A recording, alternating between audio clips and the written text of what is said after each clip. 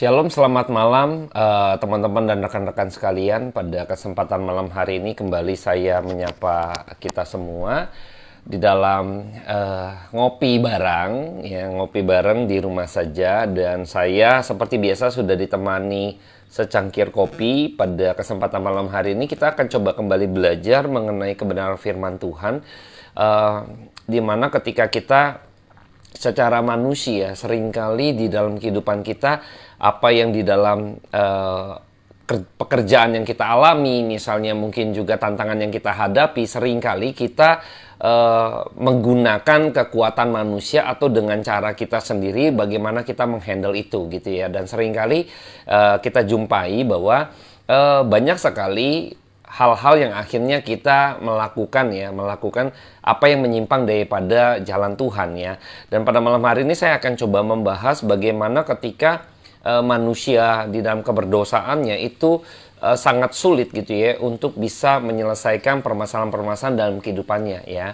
Nah, pada malam hari ini kita akan coba gali beberapa hal yang mungkin yang sudah pernah kita dengar gitu ya, beberapa case peristiwa misalnya Kain dan Habel, Esau dan Yakub, dan saya akan mencoba mengulik ya hal-hal sederhana, tapi saya harap ini menjadi bagian penting karena di dalamnya ada beberapa prinsip yang menjadi bagian dalam kehidupan kita agar kedepannya dalam kehidupan kita itu kita benar-benar bisa menjalankan kehidupan kita dengan caranya Tuhan, dengan maunya Tuhan ketika menghadapi sesuatu itu gitu ya. Dan sebelum kita mulai saya akan seruput dulu kopinya. Teman-teman bikin kopi di rumah saja, kita ngopi bareng secara online.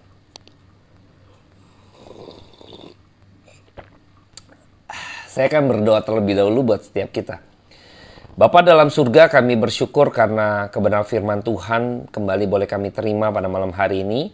Kami mohon kuat kuasa daripada Allah turun menyertai dan memberkati kami dalam waktu-waktu kami ke depan. Kiranya Roh Kudus menaungi kami sehingga kami mengerti akan kebenaran firman Tuhan. Hamba-Mu terbatas Tuhan, tetapi hamba-Mu percayakan kuasa Roh Kudus-Mu yang tidak bisa dibatasi oleh ruang dan waktu. Biarlah kuasa daripada Allah, daripada kebenaran firman Tuhan itu sendiri berkata-kata atas setiap kami. Di dalam nama Tuhan Yesus Kristus, hamba berdoa dan mengucap syukur.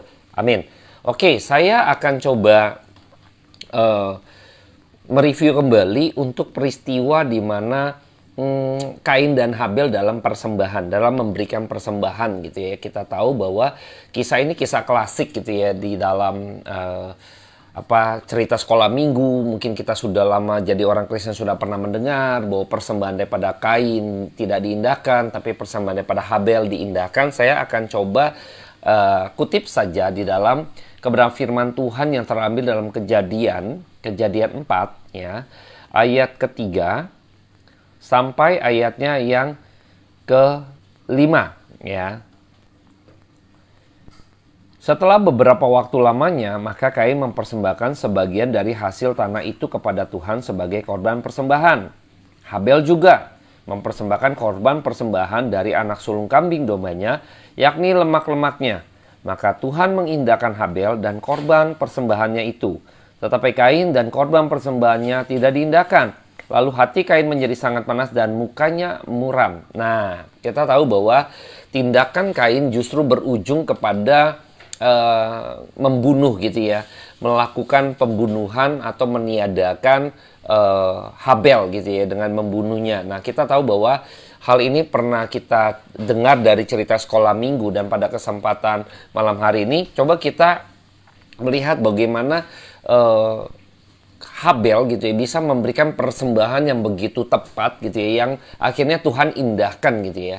Ini tidak terlepas tentu ya, ini kita bicara mengenai permasalahan dosa ya. Saya tidak bicara permasalahan umum terlebih dahulu, nanti itu hal-hal yang praktisi saja gitu ya. Tapi saya coba bicara mengenai kerohanian, yaitu permasalahan dosa seperti waktu yang lalu tidak bisa diselesaikan dengan cara manusia. Ya, tidak bisa diselesaikan dengan cara manusia. Maka pada waktu itu Adam dan Hawa ketika memiliki pengharapan, dia mendengar kebenaran firman Tuhan, dia menaruh pengharapannya karena imannya dibangun dari pendengaran akan firman Tuhan, sehingga dia bisa menyatakan gitu kan imannya, pengharapannya itu ketika Adam memberikan nama Hawa. Yang minggu lalu kita sudah pernah bahas hal ini gitu ya. Dan kita coba tarik lagi gitu kepada peristiwa Kain dan Habel. Nah, ketika peristiwa Adam dan Hawa di dalam kegagalannya mereka menyelesaikan masalah dosa, dan tentunya kita sepakat bahwa tidak pernah bisa diselesaikan dengan cara manusia. Itu titik poin penting ya. Nah, akhirnya ketika itu Tuhan membuat pakaian dan mengenakannya kepada manusia. Nah, ini kita mengetahui bahwa keselamatan itu dengan cara Tuhan dan dengan Tuhan sendiri ya. Dan itu pun satu persatu. Artinya keselamatan ini secara pribadi. Tuhan mengenakan kepada Adam, lalu Tuhan mengenakan pakaiannya juga kepada Hawa. Jadi artinya keselamatan tidak bisa diwakilkan. Keselamatan itu sifatnya individual atau pribadi, Allah sendiri langsung gitu ya. Jadi kalau ada khotbah-khotbah yang saya dulu pernah mendengar khotbah pada waktu itu di rumah duka gitu ya, lalu saya sebagai orang yang datang, yang hadir gitu ya, turut berduka cita. Lalu ketika itu ada satu hamba Tuhan berkhotbah mengenai yang menurut saya itu ngaco gitu ya. Karena apa? Karena di dalam khotbah itu dikatakan bahwa misalnya keluarga itu orang tuanya diselamatkan, maka keselamatan itu akan diturunkan ya. Jadi kan ngaco gitu ya. Jadi mengikut iman daripada keluarganya ataupun ayahnya atau ibunya. Jadi ini ngaco gitu loh, karena nggak demikian kalau bicara keselamatan. Jadi misalnya yang meninggal ini gitu kan karena lahir dari keluarga Kristen maka diselamatkan, belum tentu kan sebenarnya kan. Kita kan harus bicara apakah orang ini benar di dalam Tuhan kan gitu. Jadi nggak bisa iman itu numpang atau nebeng ya, nggak bisa iman keselamatan itu numpang atau nebeng. Dan ini salah menafsir dalam kebenaran firman Tuhan tentunya ya, karena mungkin ketika dia membawakan, ketika itu ambil peristiwa Paulus gitu kan, yang pada waktu itu semua pada kabur, penjaga-penjaga itu ingin menyembelih, ingin bunuh diri karena terjadi gempa, lalu semua tahanan keluar dan si Paulus khususnya gitu ya, yang tanda petik dibebaskan gitu ya. Tapi Paulus tidak gitu ya, tidak melakukan hal itu, justru datang kepada penjaga itu supaya dia tidak binasa. Lalu ketika itu singkat cerita penjaga itu mendengar Injil daripada Paulus gitu ya, sehingga dia tidak menjadi bunuh diri gitu ya. Karena pada waktu itu dia berjaga tugas menjaga Paulus gitu kan. Akhirnya dia pikir dia mengambil tindakan bunuh diri, udah menghabisi saja supaya dalam menjaga tugasnya pun gitu kan dia sampai mati, kira-kira demikian ya. Padahal itu satu tindakan yang bodoh gitu ya, yang membawa kebinasaan. Untung pada waktu itu Paulus berjumpa dengan orang ini, lalu orang ini diberitakan Injil, lalu Paulus berkata seisi rumah akan diselamatkan. Tapi bukan berarti ketika kepala keluarga diselamatkan, seisi rumah diselamatkan. Tidak demikian artinya gitu ya. Jadi pada waktu Paulus memberitakan kebenaran firman Tuhan sehingga kepala penjara ini, penjaga ini akhirnya menerima Kristus yang diinjilkan oleh pada Paulus, lalu orang ini juga akan memberitakan di dalam, dia akan mengajarkan kepada keluarganya. Nah, ini bicara Injil yang diberitakan, bukan bicara palanya atau kepalanya, ketuanya gitu kan diselamatkan, maka seisi rumah semua diselamatkan. Tidak bicara demikian. Nah, ini di dalam Kejadian 3 ini kita sudah menemukan bahwa sesungguhnya pada waktu Tuhan mengenakan pakaian kepada mereka masing-masing, itu bicara keselamatan secara individual yang dilakukan oleh Kristus sendiri. Dan tidak bisa diwakilkan gitu loh, tidak bisa diwakilkan ya. Kita akan melihat bagaimana ketika Adam pada waktu itu sempat salah ya kan, sempat salah memberikan respon kepada permasalahan keberdosaannya gitu ya, yang kemarin kita sudah bahas. Tapi saya melihat ada hal yang menarik ketika Adam gitu ya, di dalam keberdosaannya tentu ada satu pengakuan yang mungkin kita terbesit kayaknya melihat bahwa Adam menyalahkan keadaan, menyalahkan perempuan, dan lain sebagainya gitu. Tapi saya melihat bahwa ada titik di mana pengakuan Adam terhadap keberdosaannya. Kita akan coba lihat ya hal ini. Saya akan coba kutip saja dalam Kejadian 3 ya. Kejadian 3 saya akan bacakan di ayat ke-9 ya. Ke ayat ke-9 nanti sampai ayatnya ke-13 ya. Tetapi Tuhan Allah memanggil manusia itu dan berfirman kepadanya, "Di manakah engkau?" Ia menjawab, "Ketika aku mendengar bahwa engkau ada dalam taman ini, aku menjadi takut karena aku telanjang, sebab itu aku bersembunyi." Firman-Nya, "Siapakah yang memberitahukan kepadamu bahwa engkau telanjang? Apakah engkau makan dari pohon yang kularang engkau makan itu?" Manusia itu menjawab, "Perempuan yang kau tempatkan di sisiku, dialah yang memberikan dari buah pohon itu kepadaku, maka aku makan." Ya, maka aku makan, ya, maka aku makan, ya. Jadi lihat bagaimana ketika itu Adam menyatakan pengakuannya, ya, maka aku makan. Tetapi dia nyalain dulu, baru dia ngaku, ya. Ini hal menarik ya. Tuhan pertanyaannya, apakah engkau makan? Ya, jawabannya kan, iya aku makan, iya atau tidak saja gitu kan. Tetapi dia menyalahkan dulu. Nah, ini kesalahannya. Perempuan yang kau tempatkan, ya. Salahkan orang dulu baru dia ngaku. At least ya saya melihat bahwa ada pengakuan yang Abraham utarakan atau nyatakan, pengakuan dosa yang dilakukan oleh Adam ya, di dalam keterbatasannya dia ada pengakuan. Nah, ini hal yang menarik yang harus kita coba sama-sama ya. Jangan sampai menekankan Adam ini nyalain benar, dia salahkan karena keberdosaan, pasti kerjaannya nyalain. Nah, tetapi di balik itu ada satu pengakuan iman yang dia nyatakan bahwa dia mengaku dosa gitu ya di hadapan Tuhan. Berbeda sekali dengan coba ayat ke-13, Kejadian 3 ayat 13 saya bacakan kembali. Kemudian berfirman Tuhan Allah kepada perempuan itu, "Apakah yang telah kau perbuat itu?" Jawab perempuan itu, "Ular itu memperdaya aku, maka kumakan." Ya. Nah, ini perempuan ini pun gitu ya, akhirnya juga mengaku ya, memperdayaku, maka aku makan ya, tapi salahin dulu baru bilang makan ya, sama seperti Adam. Nah, saya melihat ada pengakuan dosa yang terjadi di sini ya. Ini menarik, ini menarik. Jadi di dalam kehidupan kita harusnya kita ketika kembali mau diperkenan Tuhan gitu ya, kita tuh harus mengaku diri kita menjadi pribadi yang berdosa.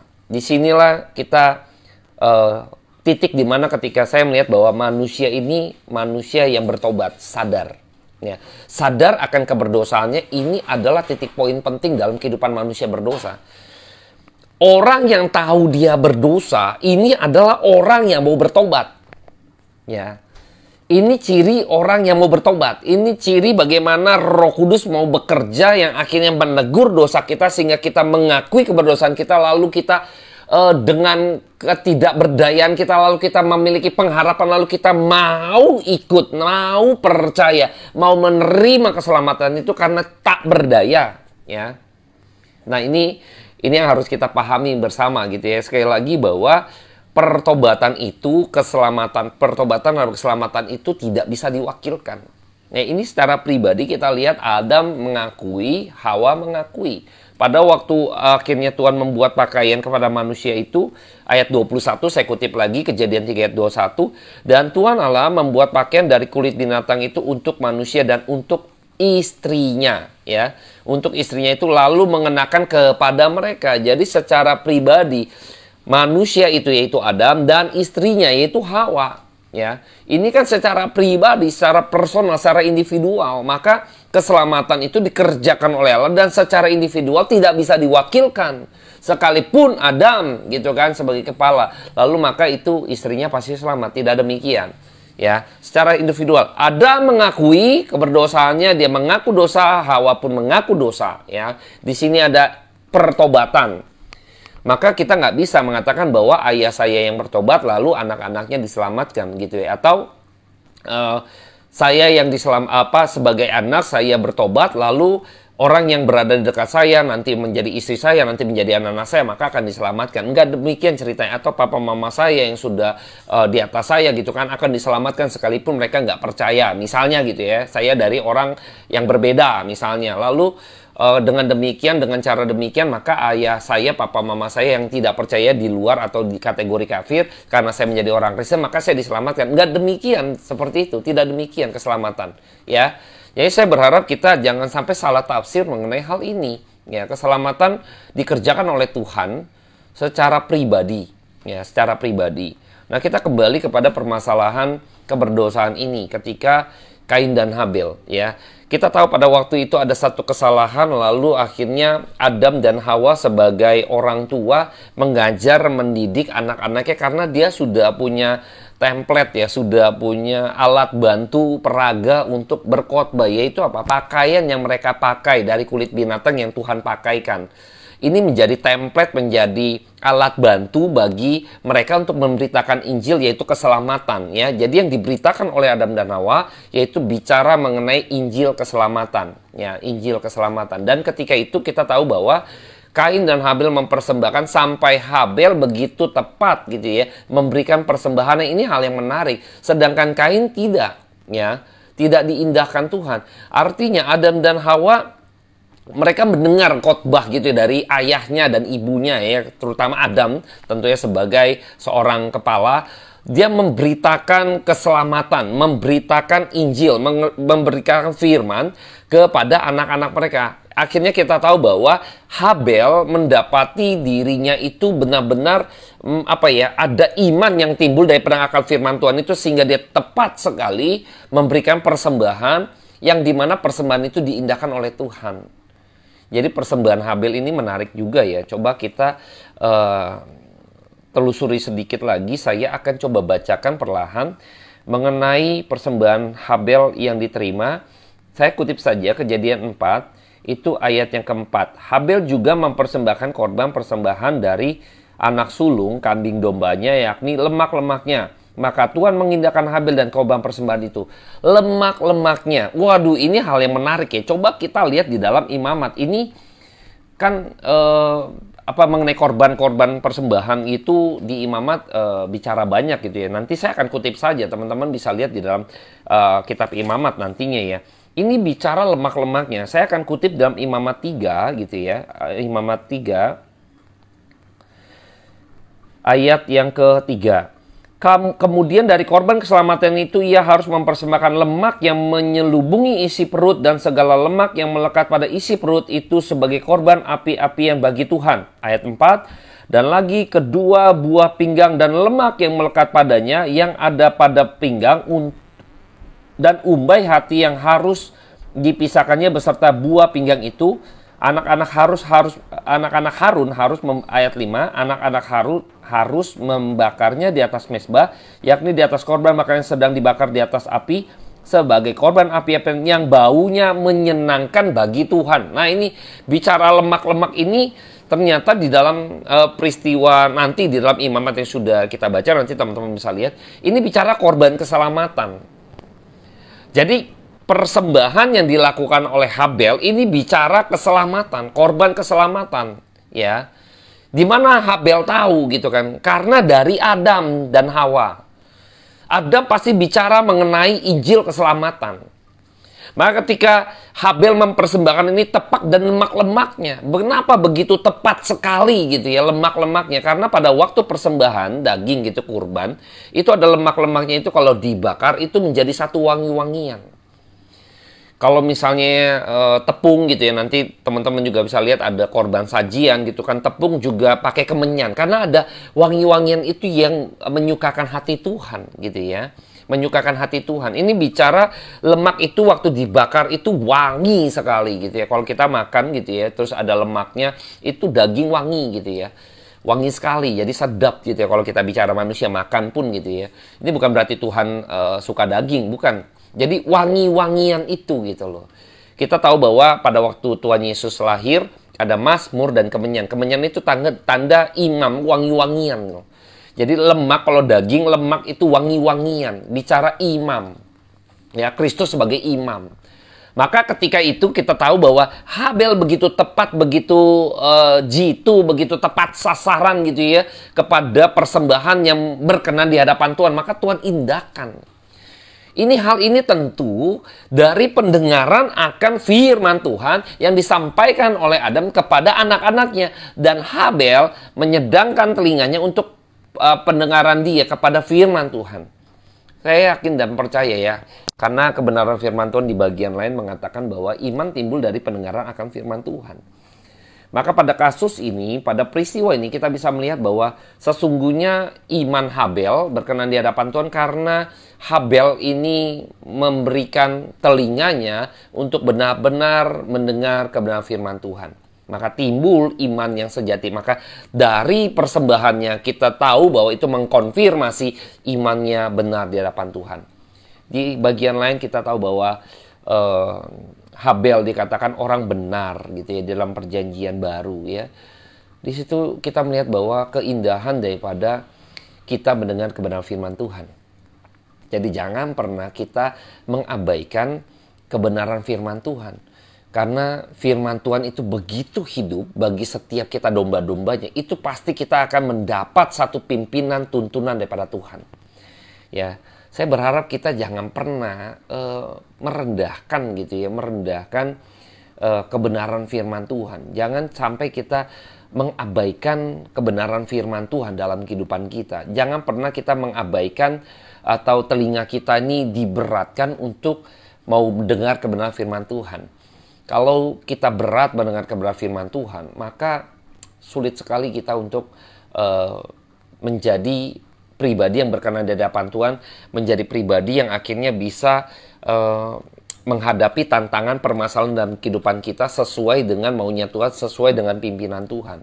Nah, nanti balik kepada kehidupan kita secara hal-hal praktisi gitu ya. Seringkali karena kita tidak mau dididik oleh Tuhan, kita tidak mau taat pada kebenaran firman Tuhan, kita berpegang pada kekuatan kita sendiri. Maka pada waktu permasalahan terjadi dalam kehidupan kita, ini bukan saja bicara keselamatan gitu ya, ini bicara hal praktisi. Seringkali kita mengandalkan kekuatan kita. Berbeda sekali dengan pribadi yang akhirnya kita mau dengar pimpinan daripada Tuhan. Tuhan akan bukakan jalan, maka kita akan mengetahui. Nah, inilah prinsip kebenaran firman Tuhan ketika kita belajar hal-hal demikian mengenai firman Tuhan ya. Jadi dalam pribadi kita secara manusia gitu ya, kita tentu nggak lepas dari permasalahannya. Tetapi sudahkah kita melangkah di dalam kehidupan kita ini tepat seperti jalan yang Tuhan bukakan pada setiap kita?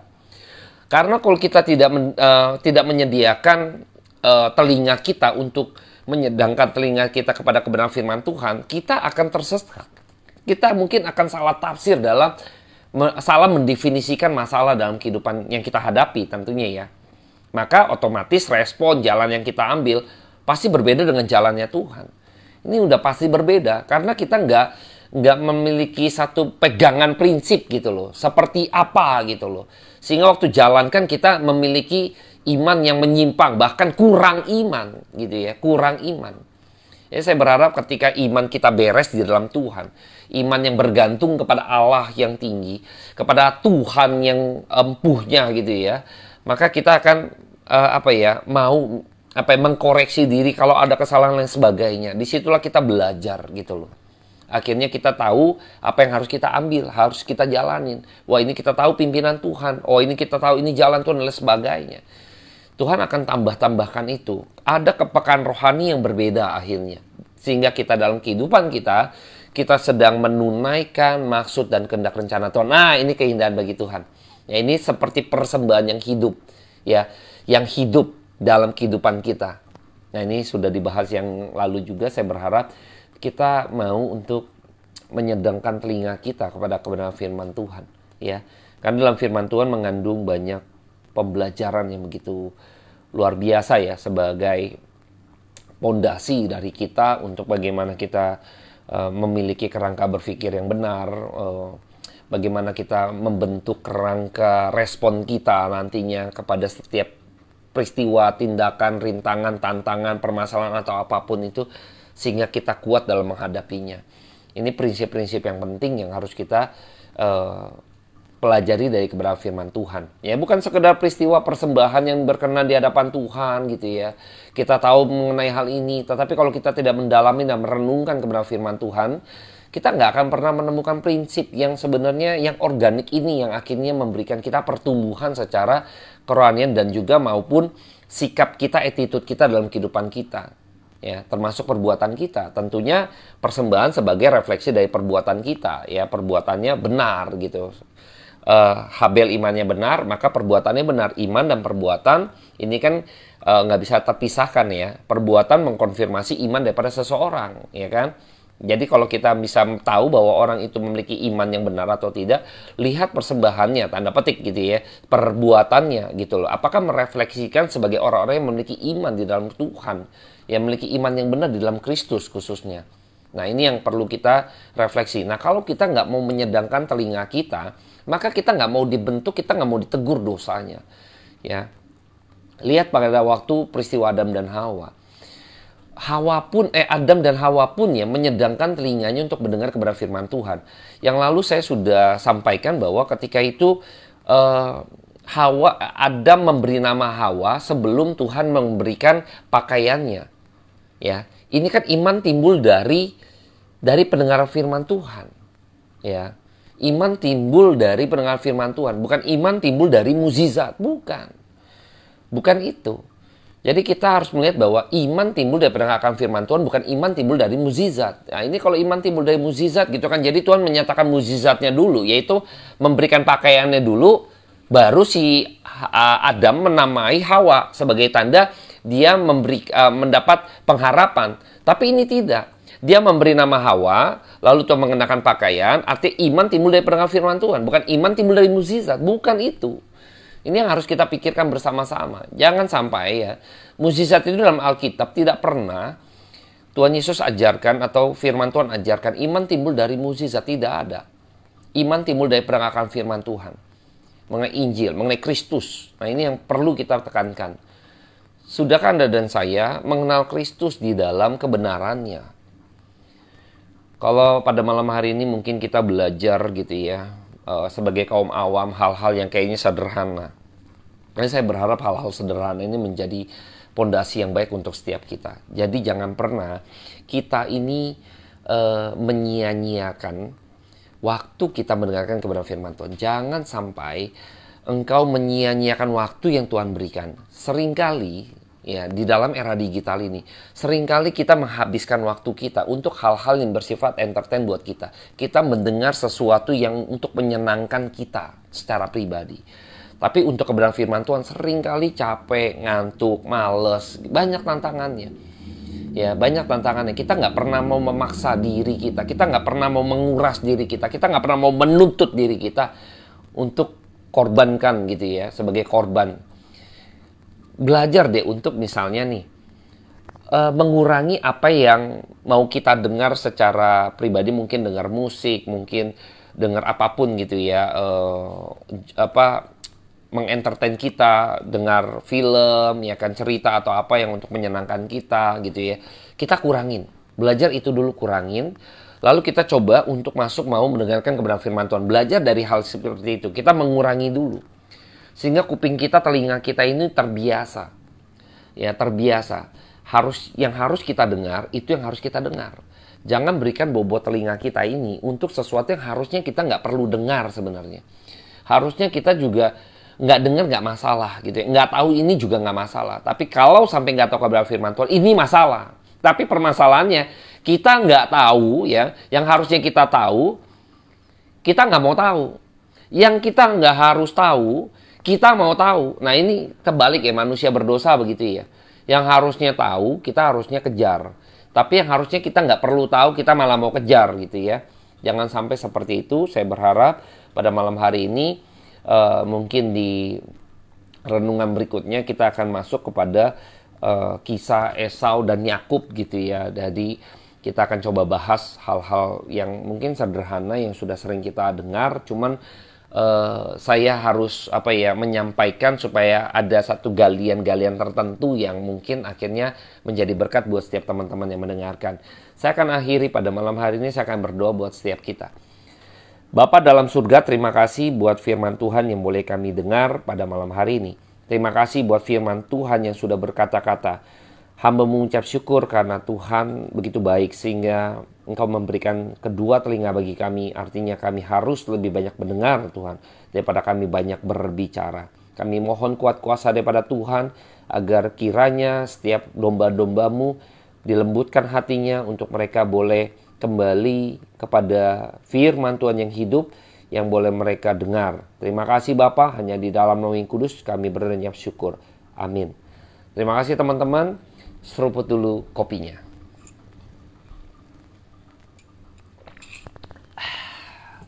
Terima kasih, Tuhan Yesus memberkati.